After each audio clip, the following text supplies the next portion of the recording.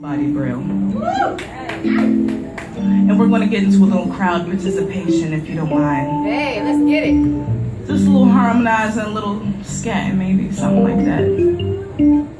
So y'all hear that? Yeah. We're going to practice. I'll do it for you one good time. Do do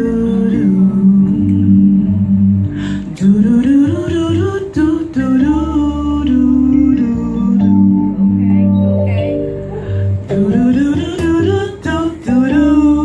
That's y'all part.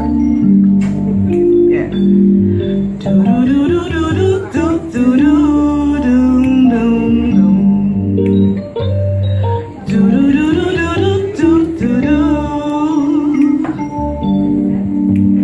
One more time. Take a swallow to that drink and get some courage and hit me. Do do do do do do do do. Come on, y'all. Shit. Yeah. Ain't gotta be all smooth. Do do do do do do do do do do. Yeah. Do do do do do do do do.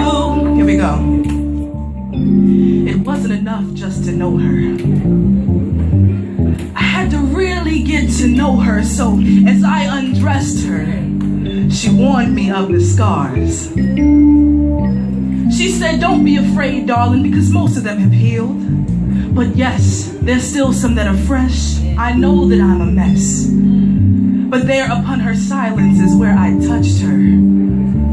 Eyes closed and receptors wide open. I read that body like Braille. The story began at her ribs and it read so well. That's where the first markings lived. They were the oldest, rendered when she was the youngest, kind of naive, not even old enough to conceive just how bad life could get.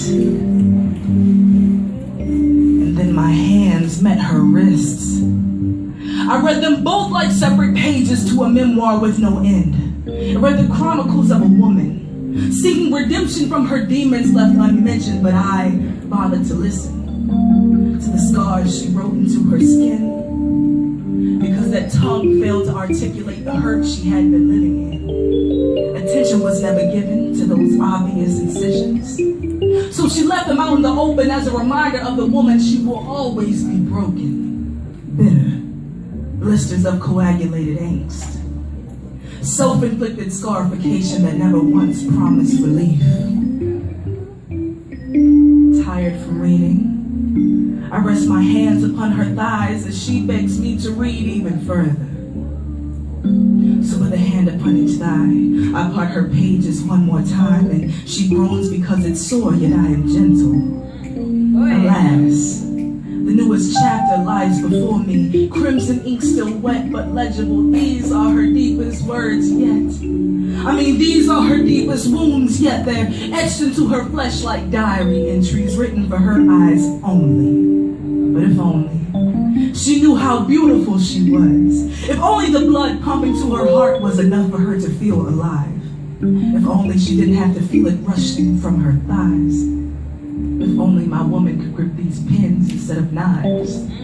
I could teach her how to write these stories on parchment instead. But instead, she's hell-bent on leaving these marks before others do. This act alone lets me know that her mind is skewed, but I say before I go to bed with you, perhaps you should wake up for you.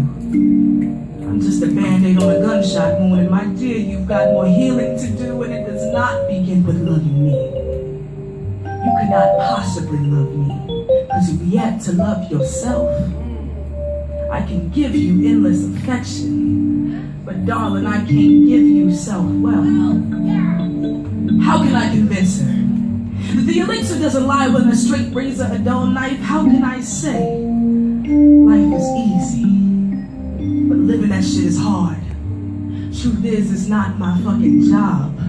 But I find it odd she still lies before me, bare-breasted and awaiting my application, but I don't apply to what she's going through. Friends, have you ever dodged a bullet that wasn't even meant for you?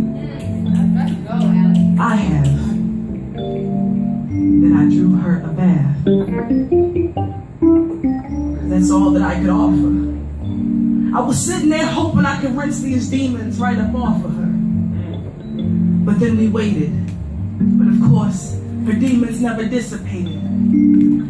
We could have waited in that water for a lifetime, but in the dirt and grime, she'd never find a God good enough to deliver her from this evil. So grief-stricken that the skin she lived in was nothing more than a canvas for her arbitrary distortion. But shit, I can't take this kind of distortion.